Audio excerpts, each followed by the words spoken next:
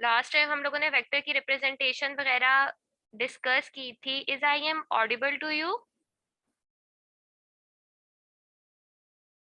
कोई मुझे बताएगा वेक्टर्स को कैसे रिप्रेजेंट किया जाता है?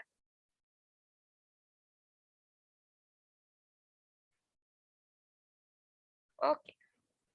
अच्छा, किसी बच्चे ने मुझसे वर्क एग्जाम्पल 4 के बारे में पूछा था. हम एक दफा वो देख लेते हैं. उन्हें प्रॉब्लम हो रही थी कि वर्क एग्जाम्पल 4 कैसे हुई है. हम एक दफा ये देख लेते हैं. इसमें बेसिकली सिंपल क्या है कि आपको एक्सेलरेशन फाइंड करनी है. और एक्सेलरेशन का फॉर्मूला हमने क्या देखा था? एक्सेलरेशन का फॉर्मूला हमने देखा था final velocity minus initial velocity divided by time. यही था हमारे पास एक्सेलरेशन का फॉर्मूला. तो इसमें वो क्या कह रहे हैं कि आपके पास एक है जो कहाँ से स्टार्ट हुई है? 10 मीटर सेकेंड. ये इसकी क्या है? इनिशियल वेलोसिटी है. ये इसके पास क्या हो जाएगी? V i. और उसकी स्पीड कहाँ तक बढ़ी है? फाइनल वेलोसिटी उसकी कितनी हुई है? 3 मीटर पर सेकेंड. और टाइम क्या गिवन है आपके पास? 5. तो आपको सिंपली क्या फाइंड करनी है? आपको एक्सेलरेशन फाइंड करनी है. तो मुझे एक्सेलरेशन का फॉर्मूला पता है कि मुझे सिंपल क्या करना होता है? फाइनल वेलोसिटी से माइनस क्या कर देना होगा? Initial velocity.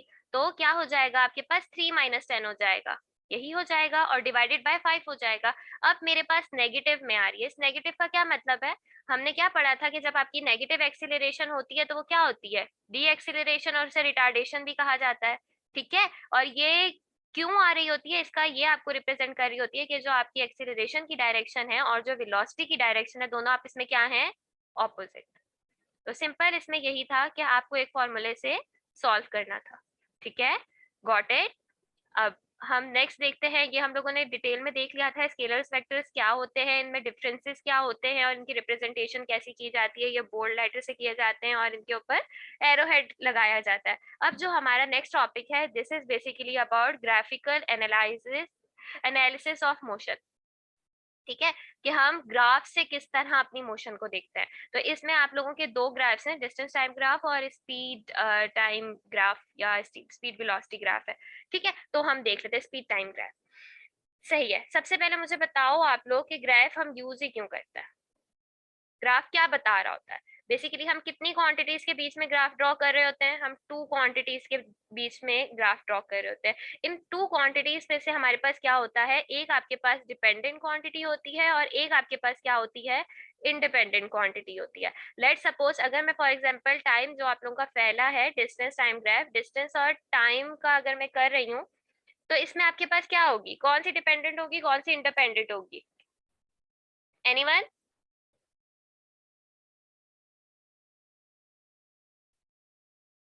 Any one of you?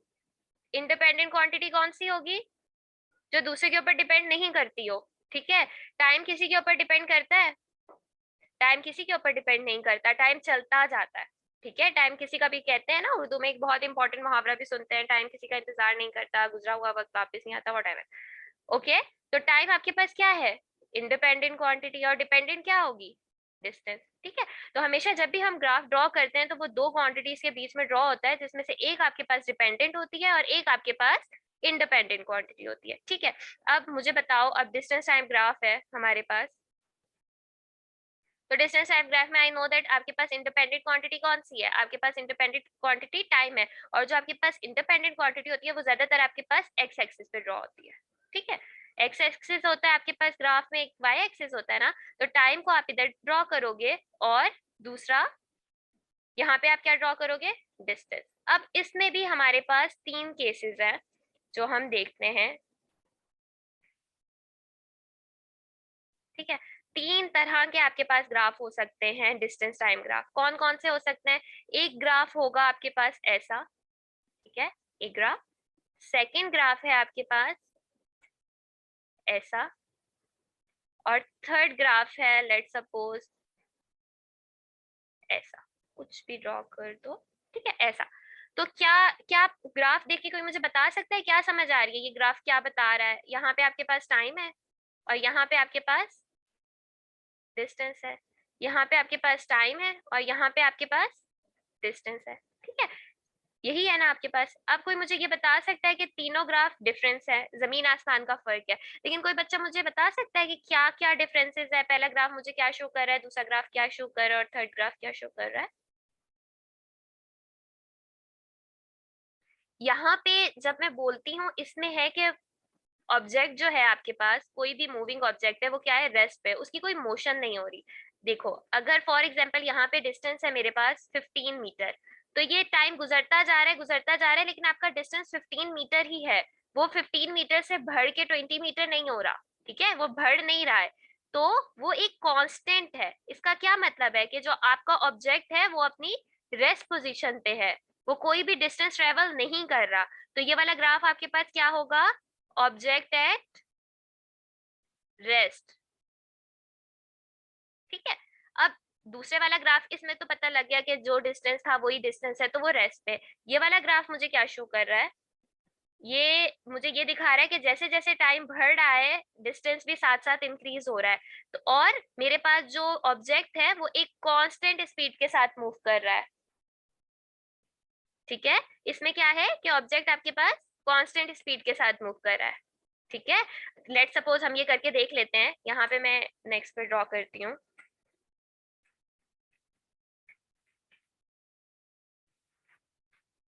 अभी मैं इसको ड्रॉ कर रही हूँ। हम लोग पूरा एक्स एक्सिस और वाई एक्सिस करके देखते हैं कि किस तरह कांस्टेंट पे मूव कर रहा है। मुझे पता है मेरे पास यहाँ पे टाइम है और मुझे पता है यहाँ पे मेरे पास डिस्टेंस है। फॉर एग्जाम्पल मैं ड्रॉ करती हूँ, यहाँ पे है 5 सेकेंड, यहाँ पे है 10 सेकेंड, यहाँ पे है 15 सेकेंड, और यहाँ पे है 20 सेकेंड, ठीक है। यहाँ पे मैं फॉर एग्जाम्पल कह देती हूँ कि यहाँ पे 5 है डिस्टेंस, यहाँ पे 10 है, और यहाँ पे आपके पास 15 है। तो अगर मैं कह रही हूँ कि आपके पास ऑब्जेक्ट मूव कर रहा है कांस्टेंट स्पीड के साथ, तो अगर फॉर एग्जांपल उसने 5 सेकंड में 5 मीटर डिस्टेंस कवर किया है, तो 10 सेकंड्स में वो 10 मीटर ही करेगा ना। कांस्टेंट स्पीड तभी होगी ना कि जब उसने पहले इंटरवल में 5 सेकंड में 5 मीटर का डिस्टेंस कवर किया है। तो 10 सेकंड में उसे कितना करना चाहिए, टाइम डबल हुआ है तो आपके पास डिस्टेंस भी डबल हो जाएगा, है ना। कांस्टेंट स्पीड तभी आपके पास आएगी। इसी तरह 15 सेकंड में वो क्या करेगा, 15 मीटर डिस्टेंस कवर करेगा। तो जब मैं इन सारे पॉइंट्स को मिलाऊंगी तो आपके पास क्या आ जाएगी, एक स्ट्रेट लाइन आ जाएगी, ठीक है। तो ये ग्राफ मुझे ये बताता है कि आपके पास जो भी ऑब्जेक्ट है वो एक कांस्टेंट स्पीड के साथ मूव कर रहा है। अच्छा, अब आपके पास एक कॉन्सेप्ट आता है इसमें ग्रेडियंट का, ठीक है। एनीवन हैविंग एनी आइडिया कि ग्रेडियंट क्या होता है। मैथ्स में आप लोगों ने स्लोप पढ़ा होगा, स्लोप को ही ग्रेडियंट कहते हैं। अब मुझे इस टाइम, ये जो आपके पास डिस्टेंस टाइम ग्राफ है, इसका स्लोप निकालना है, ग्रेडियंट निकालना है, तो क्या होगा, ठीक है। मैं फॉर एग्जांपल मुझे कहती हूँ कि मुझे इस पॉइंट से इस पॉइंट तक का स्लोप निकालना है। तो मैं अगर फॉर एग्जांपल इस पॉइंट को कह देती हूँ ए और इस पॉइंट को कह देती हूँ बी, तो स्लोप मुझे किस लाइन का निकालना है, slope of line A B. इसका फॉर्मूला आपके पास होता है, क्योंकि हम स्पीड निकाल रहे हैं ना, तो स्पीड हमें पता है क्या होती है, डिस्टेंस ओवर टाइम, राइट। अब आप देखोगे कि कितना डिस्टेंस कवर किया है, ए पॉइंट ये है और बी पॉइंट ये है, ए से बी तक कितना डिस्टेंस कवर हो रहा है, 5 से अगर 15 जा रहा है तो 10 हो रहा है, 15 माइनस 5 10। और टाइम अगर आप यहाँ से लेके यहाँ तक करोगे तो 15 10, 15 माइनस 5 10 डिवाइडेड बाय 10। टाइम किस में होगा, सेकंड्स में। ये दोनों आपस में कैंसिल हो जाएगा और आपके पास क्या आ जाएगा, 10 मीटर पर सेकंड, ठीक है। स्पीड की यही होती है ना, बच्चा पार्टी समझ आ रहा है।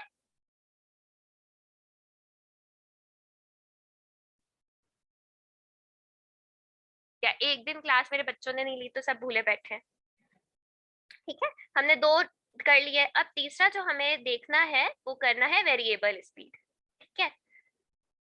ओके गुड, ठीक है।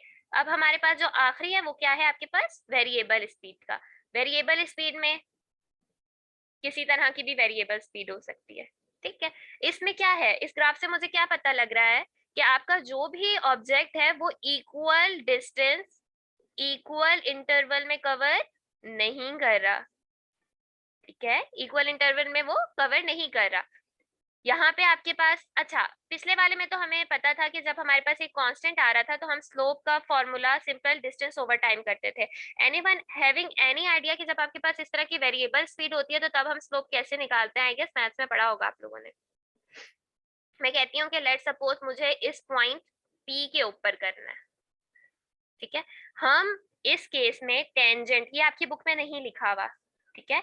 हम इस केस में क्या करते हैं, टेंजेंट ड्रॉ करते हैं। टेंजेंट हम ड्रॉ करते हैं इस पॉइंट से। अगर मुझे टेंजेंट ड्रॉ करना है तो मैं कैसे करती हूँ, फॉर एग्जांपल आपका ये जो पॉइंट है वो लाइन ये वाली है, ये वाली नहीं है, ठीक है, ये वाली नहीं है, लेट्स सपोज। ठीक है, तो टेंजेंट में कैसे करती हूँ, एक स्ट्रेट लाइन यहाँ से ड्रॉ करती हूँ, एक लाइन यहाँ से स्ट्रेट ड्रॉ होगी, और एक लाइन ये जहां तक जा रहा है, मैं इसको अगर एक्सटेंड ऐसे कर दूं तो ये ऐसे होगा, ठीक है। और फिर इस पॉइंट से मैंने इस पॉइंट को जब एक्सटेंड किया तो मेरे पास ये आ जाएगा, ठीक है। एक पॉइंट यहाँ से हेल्प ली और एक टेंजेंट ड्रॉ करके हेल्प दिया, ठीक है। तो ये आपके पास क्या आ जाता है, एक रेक्टेंगल, एक ट्राइंगल बन जाता है।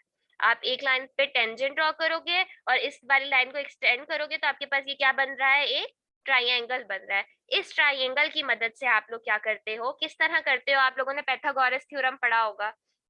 चलो, पाइथागोरस थ्योरम नहीं भी पढ़ा और सिंपल करते हैं। ये वाला डिस्टेंस है तो ये वाली लाइन जो होगी ना आपका डिस्टेंस शो कर रही होगी, ठीक है। और यहाँ से लेके यहाँ तक इस ट्राइंगल की जितनी बेस होगी वो आपके पास क्या होगा, टाइम।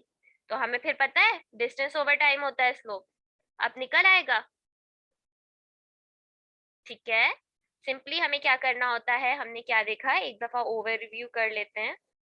हमने सिंपल देखा कि स्पीड डिस्टेंस टाइम ग्राफ क्या होता है, कि आपके पास तीन केसेस होते हैं। एक में आपके पास क्या होता है कि बॉडी जो होती है वो रेस्ट पे होती है, ठीक है। इस वाले केस में तो आप स्लोप नहीं निकालोगे, इसमें तो निकलेगा ही नहीं, क्योंकि चेंज ऑफ डिस्टेंस और चेंज ऑफ स्पीड तो हो ही नहीं रहा। दूसरे केस में क्या था कि आपकी जो बॉडी है वो इक्वल डिस्टेंस कवर कर रही है इक्वल इंटरवल्स में। और थर्ड केस क्या था कि जब आपकी बॉडी इक्वल डिस्टेंस कवर नहीं कर रही इक्वल इंटरवल में, ठीक है। ये थोड़ा सा था। इसके बाद आप लोगों के पास speed time graph, speed time का भी है, वो आप लोग एक दफा खुद देखोगे। कोई भी सवाल होगा तो मुझसे पूछोगे, वो भी बिल्कुल ऐसे ही है, ठीक है। हम लोगों ने ये जो तीन केसेस डिस्कस किए, ये हमने किसके किए थे, डिस्टेंस टाइम ग्राफ के किए थे। तीन होते हैं ये आपके पास। इसी तरह आपके पास स्पीड टाइम ग्राफ के भी हैं, ये आप लोग एक दफा देख लेना, कोई इशू हुआ तो मुझसे पूछना। ओके, नेक्स्ट जो हमारे पास टॉपिक है वो है इक्वेशंस ऑफ मोशंस। किसी को कुछ आइडिया है इक्वेशंस ऑफ मोशंस के बारे में? आपके पास टोटल 3 इक्वेशंस ऑफ मोशंस होती हैं, और ये सिर्फ तभी अप्लाई होती हैं कि जब, हाँ अलीहा बेटा आप बताओ, कुछ आइडिया है तो। अच्छा, और ये अप्लाई कब होती हैं, कि जब आपके पास कोई भी बॉडी की यूनिफॉर्म एक्सिलरेशन हो, ठीक है। अगर वेरिएबल एक्सिलरेशन होगी तो ये इक्वेशंस ऑफ मोशन अप्लाई नहीं होती हैं, ठीक है। अब हम देखते हैं हमारे पास क्या क्या है इक्वेशन ऑफ मोशन। बेसिकली हम लोग तीन डेरिवेशन है छोटी छोटी सी, हम लोग इंशाल्लाह आज वो भी देख लेते हैं, ठीक है। बेसिकली ये क्या क्या निकालने के लिए, जो आपके आयन में जो आपके आउटपुट्स आएंगे उसमें डिस्प्लेसमेंट होगा और वेलोसिटी होगा। डिस्प्लेसमेंट आप किससे रिप्रेजेंट करते हो, एस से करते हो, ठीक है। इन इक्वेशन में आप एस से रिप्रेजेंट करोगे। वेलोसिटी होगा आपके पास, टाइम होगा, और ये सारी क्वांटिटीज हम देख चुके हैं, ठीक है। अब अब आपने क्या करना है, सपोजिशन आप करो कि कोई भी बॉडी है, ठीक है, जिसकी एक्सिलरेशन, उसकी यूनिफॉर्म एक्सिलरेशन है, और वो मूव कर रही है इनिशियल वेलोसिटी vi से, उसकी फाइनल वेलोसिटी vf है, और वो डिस्टेंस कवर कर रही है s, ठीक है। वो डिस्टेंस कवर कर रही है s। अब सबसे पहले मैं अपनी पहली इक्वेशन ऑफ मोशन करती हूँ। फर्स्ट इक्वेशन ऑफ मोशन क्या बताती है मेरे को, बेसिकली ये रिलेशनशिप आपको देगी फाइनल वेलोसिटी का। किसका रिलेशनशिप देगी, फाइनल वेलोसिटी किसके इक्वल होती है, ठीक है। हमें इसमें, मैं आपको पहले आउटपुट बता देती हूँ कि इस ये इक्वेशन होती है आपके पास। मैं पहले तीनों इक्वेशंस ऑफ मोशंस लिख देती हूँ। ये फर्स्ट इक्वेशन ऑफ मोशन होती है। जो सेकंड होती है वो आपके पास होती है s is equal to we i t plus half A t square. Third equation of motion जो आपके पास होती है वो होती है 2as वी एफ का स्क्वायर माइनस वी आई का स्क्वायर। ये आपके पास दो इक्वेशन ऑफ मोशन है, ठीक है। हमें ये तीनों ड्राइव करनी है। अब हम देखते हैं कि हम अपनी सबसे पहले इक्वेशन ऑफ मोशन कैसे ड्राइव करेंगे। फर्स्ट तो बहुत इजी है, थर्ड थोड़ी सी है। समझ आ रहा है मेरे बच्चों को? सबसे पहले हमने क्या कहा, हमें ड्राइव करना है v F is equal to we I plus A t, ठीक है। हमने एक्सेलरेशन का फॉर्मूला पढ़ा था। एक्सेलरेशन का फॉर्मूला क्या होता है, एक्सेलरेशन का फॉर्मूला होता है change in velocity divided by time, यही होता है। चेंज इन वेलोसिटी क्या होती है? Final velocity minus initial velocity. ठीक है, मैं ऐसे लिख सकती हूँ ना इसे, ये t डिवाइड हो रहा है, यहाँ पे जाके क्या हो जाएगा? Multiply V F minus we I. ठीक है, अब मुझे किसकी वेलोसिटी, मैंने आपको क्या कहा था, ये आपको क्या बताएगी? फाइनल वेलोसिटी का रिलेशनशिप आपको बताती है। तो आपको फाइनल वेलोसिटी निकालनी है, तो ये यहाँ पे माइनस हो रहा है, यहाँ पे जाके प्लस हो जाएगा, तो आपके पास आ जाएगा V F is equal to we I plus A T. आ गई हमारे पास फाइनल वेलोसिटी का रिलेशनशिप। Got it? अब दूसरी क्या होती है इक्वेशन ऑफ मोशन, वो हम देखते हैं। वो हमने क्या कहा था, किसका बताती है आपको? एस का बताती है, डिस्टेंस का बताएगी आपको कि डिस्टेंस किसके इक्वल है? हाफ ए टी स्क्वेयर। ठीक है, ये है। हमने पिछले वाले में जो है जो कॉन्सेप्ट यूज किया था वो एक्सीलरेशन का कॉन्सेप्ट यूज किया था। इसमें हम लोग करेंगे एवरेज वेलोसिटी। एवरेज वेलोसिटी क्या होती है बेटा? एवरेज वेलोसिटी का फॉर्मूला क्या होता है? हम किसी भी क्वांटिटी का एवरेज निकालते हैं तो कैसे निकालते हैं? Easy math, simple maths. Average कैसे फाइंड करते हैं? अगर मैं कहती हूँ कि लेट सपोज मेरे पास कुछ कोई भी स्टूडेंट्स है, मैं कोई भी नंबर्स ले लेती हूँ वेरिएबल, ये है मेरे पास नंबर्स। ठीक है, मुझे इसका एवरेज निकालना है, तो मैं कैसे निकालती हूँ? मैं इसका एवरेज इस तरह निकालती हूँ कि मैं इन सब क्वांटिटीज को प्लस कर देती हूँ, divided by number of quantity, 1 2 3 4 5 divided by 5। तो ये इसका क्या निकल आता है? एवरेज। तो अगर मुझे एवरेज वेलोसिटी का निकालना है, तो आपके पास वेलोसिटी के कॉन्सेप्ट में कौन सी वेलोसिटीज होती हैं? सिर्फ दो ही होती हैं, इनिशियल वेलोसिटी और फाइनल वेलोसिटी, यही होती है ना। तो जब आप एवरेज वेलोसिटी निकालोगे तो वो क्या हो जाएगा? We f plus v i, और ये टोटल कितनी है? Divided by 2। Got it? तो ये आपके पास क्या आ जाएगा? Average velocity. हमने पिछले जो फर्स्ट मोशन निकाली थी, लॉ ऑफ मोशन, उसमें वी एफ किसके इक्वल था? V F is equal to we I plus A t. तो इस वी एफ की जगह आप ये वाली वैल्यू लिख दो, तो आपकी ये वाली इक्वेशन क्या बन जाएगी? Equation one. इक्वेशन वन आपके पास बन जाएगी v I plus A t plus v i by to.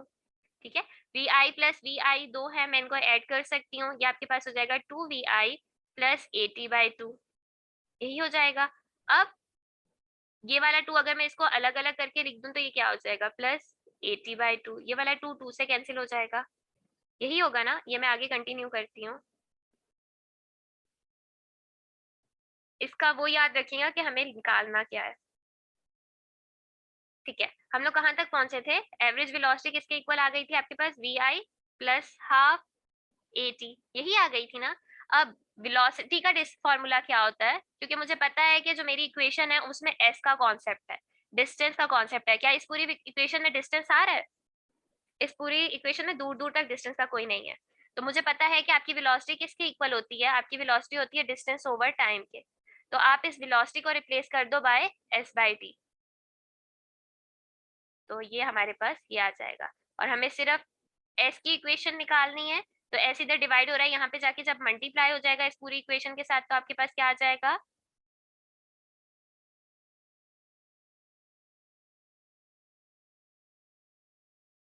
ये आ जाएगा, और हमें यही ड्राइव करना था। सवाल किसी बच्चे को, या आ रहा है सब समझ?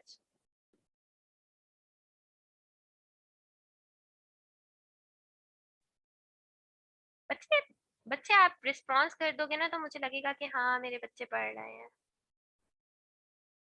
Okay good.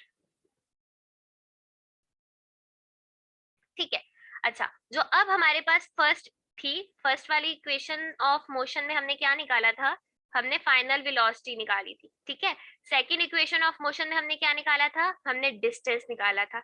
जो थर्ड इक्वेशन ऑफ मोशन होती है ना, वो इन दोनों का रिलेशनशिप बताती है। आपको क्या बताएगी वो? आपको वेलोसिटी और डिस्टेंस का रिलेशनशिप बताती है।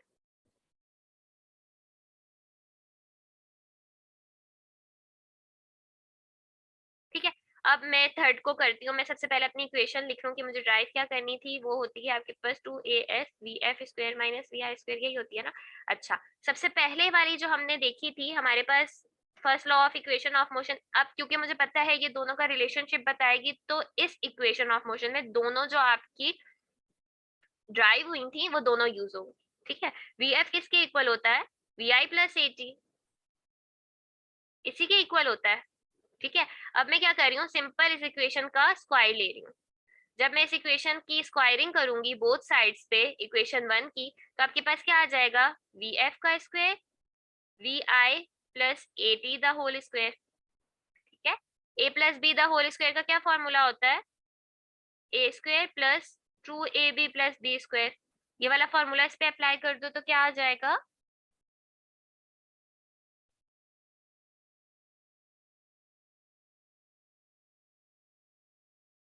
जब आप इसके ऊपर फॉर्मूला खोल लोगे तो आपके पास आ जाएगा VF square is equals to VI square plus 2VI AT plus AT square T square. ठीक है, इसके बाद आप क्या करो, इसके बाद आप करो 2A कॉमन, क्योंकि आपको पता है कि हमने first equation of motion use कर ली, सेकेंड इक्वेशन ऑफ मोशन आपके पास क्या थी, विड्थ हाफ AT स्क्वायर। आपको किसी ना किसी तरह ये वाली चीज इस इक्वेशन में बनानी है, तभी तो आप इसको इस इक्वेशन के अंदर इंट्रोड्यूस कर पाओगे, तभी तो दो चीजों का रिलेशनशिप पता लगेगा। दो चीजों का रिलेशनशिप कब पता लगता है, जब वो दोनों क्वांटिटीज आपकी इक्वेशन में आए ना। तो आपको इसलिए इस इक्वेशन में किसी ना किसी तरह ये बनाना है। ये आप किस तरह बना सकते हो कि अगर मैं इस इक्वेशन में से 2A कॉमन ले लूं तो इधर सिर्फ VIT बच जाएगा, पहला पार्ट आ जाएगा। हम करके देखते हैं, VI का स्क्वायर प्लस क्या ले लें हम, यहाँ पे VI भी है, VI भी है, T भी है, T भी है, एक्स्ट्रा क्या है 2 की और A की, तो इसको हम कॉमन ले लेते हैं। ठीक है, तो ये आपके पास यहाँ पे VIT बच जाएगा। लेकिन जब आपने यहाँ से 2A कॉमन लिया, यहाँ पे तो एक A था लेकिन 2 तो नहीं था, वो चीज आप कैसे कॉमन ले सकते हो जब वो एग्जिस्ट ही नहीं करती। तो इस तरह जब आप करते हो, यहाँ पे कोई ऐसी चीज कॉमन ले लो जो दूसरी इक्वेशन में नहीं होती, तो वो चीज आपको फिर डिवाइड करनी पड़ती है, क्योंकि जब मैं इसमें डिवाइड करूंगी तो ये आप इसमें कैंसिल हो जाएगी, इसलिए मैं यहाँ पे हाफ मुझे लिखना पड़ेगा। ठीक है, एक ए कॉमन चला गया तो आपके पास एक ए बच गया। क्या ये इसके इक्वल आ गया, मैं इसको ऐसे लिख सकती हूँ, VF square is equal to VI square plus 2AS। क्या मुझे यही ड्राइव करना था, मुझे 2AS का रिलेशनशिप निकालना था। ठीक है, तो ये यहाँ पे 2AS यहाँ पे आ गया, इसको यहाँ पे ले जाओ तो ये माइनस में आ जाएगा, तो ये आपके पास आ गई third law of equation of motion.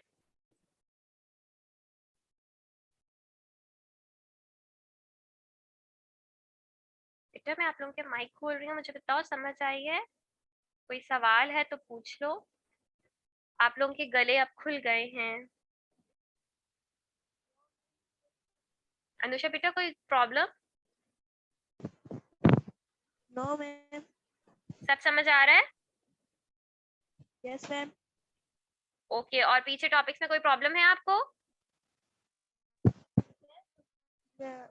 कल तो आई थिंक मैम क्लास नहीं हुई थी मैम, कल मेरे नेटवर्क इशू की वजह से क्लास नहीं ले पाई थी, बेटा कल तो क्लास मैं हुई भी नहीं थी। Okay ma'am. चलो आप साथ साथ कवर करना, ठीक है, कोई प्रॉब्लम हुई तो मुझसे पूछ लेना आप। Okay ma'am.